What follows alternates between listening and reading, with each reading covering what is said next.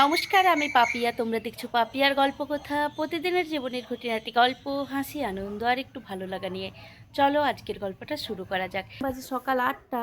হালকা হালকা রোদ বেরোতে শুরু করেছে।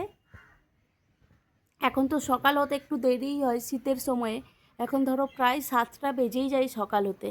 সুন্দরভাবে সকালটা হয়েছে, আর এই দেখো হালকা হালকা রোদও বেরোচ্ছে।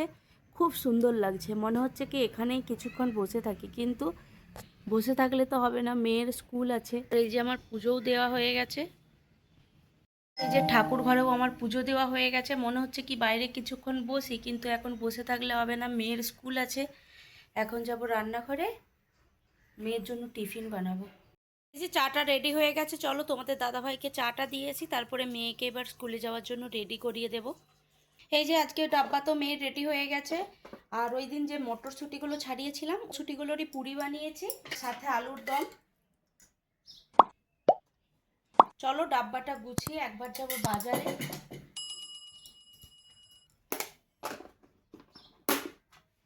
এটা আমার মেয়ের অনেক পছন্দের একটা টিফিন বলতে পারো। চলো এখন ব্যাগটা গুছিয়ে দিই। এখন বাজে সকাল 10টা। এই যে রেডি হয়ে গেছি, এখন যাব মেয়েকে ছাড়তে। আর এখনও ঠিকভাবে রোদ বেরায়নি, আর একটু ঠান্ডা ঠান্ডাও লাগছে, সেই জন্য ভাবলাম চলো জ্যাকেটটা একটু পরেই নিই। জুতো কেউ পরিয়ে দেয়নি, এই যে জুতো নিয়ে ব্যাগ নিয়ে রেডি হয়ে দাঁড়িয়ে আছে দেখো। চলো ওকে জুতোটা পরিয়ে দিই আর যাওয়া যাক এখন। আর এই যে মেয়েকে ছাড়তে গেছিলাম, আর রাস্তার ধারে এই যে আমাদের পাশেই একজনের গাছ কেটেছে, এরকম আম গাছের ডাল আমি নিয়ে এসেছি। আর এই যে এই গাছগুলোতে দেবো বলে, এটা কিন্তু ভালো হয় বলো, দেশেতে আমাদের মা আরে দিত, আমি দেখেছি। সেই জন্য ভাবলাম চলো আমি একটু নিয়ে যেয়ে দেখাই। আর এই যে পুঁই গাছগুলো মোটামুটি ভালোই হয়ে যাবে, ধরে গেছে।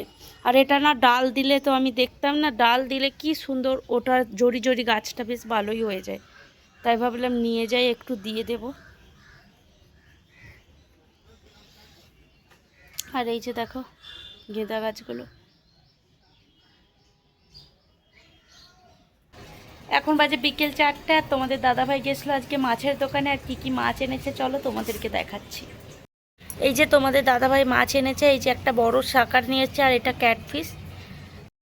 চলো এগুলোকে সেট করে দিই, তারপরে সন্ধ্যাও হয়ে আসছে। এখন সন্ধ্যা দেখিয়ে মেয়ে চলে গেছে ঘুরতে জেঠুদের বাড়িতে।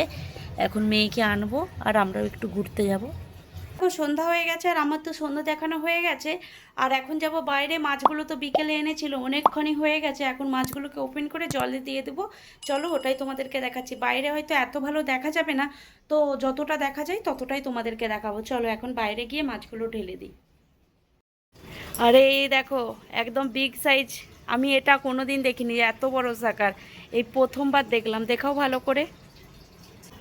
সাকার আমার এত পছন্দ নয়, কিন্তু বেশ ভালোই লাগছে। চলো ছাড়লে কি করে দেখা যাক। অমনি ছুটে পালাবে দেখো না, এই দেখেছো। ছাড়তে এসে দেখছি একটা টেবিল কামিনী এসেছে। কখন মাগিয়েছে আর কখন চলে এসেছে আমি তো জানি না, এই মাছ ছাড়তে এসে দেখলাম। যাই হোক, টেবিল কামিনীও আমার অনেক পছন্দের গাছ। একটা ছিল কিন্তু অনেকটা বড় হয়ে মারা গেছিলো, ওই বৃষ্টির সময় বলছি না অনেক গাছ নষ্ট হয়ে গেছে, ওই সময় এটাও নষ্ট হয়ে গেছে। এখন বাজে 10টা। আমি রাতের রান্নাবান্না সেরে নিয়েছি, রান্নাবান্না করে মেয়েকে একটু পরিয়ে দিয়েছি। চলো এখন ঘুরে আসি, তারপরে রাতের খাওয়া দাওয়াটা করবো, ঘুরতে যাব। তার সঙ্গে কিছু কেনাকাটিও করার আছে, সেগুলোও করে নেব। এর থেকে চলে এসেছি, আর ভিডিওর জন্য কয়েকটা জিনিসই নেওয়ার ছিল, এগুলোই নিয়েছি। নিয়ে চলে এসেছি বাড়িতে। চলো এখন অনেকটাই রাত হয়ে গেছে, রাতের খাওয়া দাওয়াটা সেরে নিই।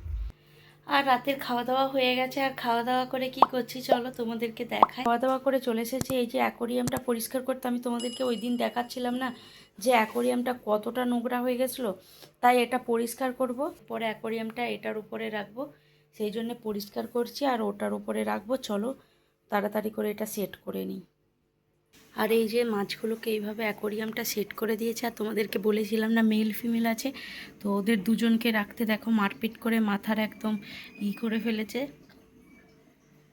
তাই জন্য এখন ভালো আছে, তো এখন এর জন্য দুজনকে আলাদা আলাদা করে রেখেছে। আর এই যে আজকে ছোট্ট অ্যাকোরিয়ামটা এইভাবে রেখেছে। অনেকটাই রাত হয়ে গেছে, সমস্ত কিছু গোছাতে গোছাতে আজকের গল্পটা তাহলে এখানেই শেষ করছি। আজকের গল্পটা তোমাদের কেমন লাগলো অবশ্যই কমেন্ট করে জানিও। গল্পটা ভালো লাগলে লাইক করো, শেয়ার করো, সাবস্ক্রাইব করতে ভুলো না। সবাই ভালো থাকবেন, সুস্থ থাকবেন। দেখা হবে নতুন আরও একটি গল্প নিয়ে। ধন্যবাদ।